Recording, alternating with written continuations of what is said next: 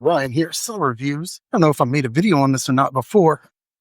Excuse me. Oh, that was pleasant. But do you know how to fill your tape dispenser, your desktop, your office tape dispenser? You know, the one that's got the sand or something weighing it down and you can get the tape out real quick. We'll take a look. This one's out. And I'm going to show you how to refill it. Actually, we can save that tape. Okay. All you do, see this little thing right here? All you do is pull it out. Just pull it out.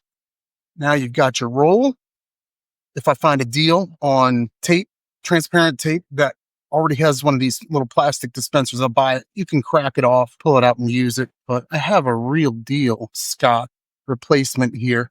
Best method, I think, is to start it here, get the adhesive on there, roll it back, stick this through, dipsy-do, you're done. That's how you refill your desktop, your office tape dispenser. Do you have a better method? Leave a comment. Do you need one of these? Use the link. I hope I remembered to put in the description. Thanks a lot for watching.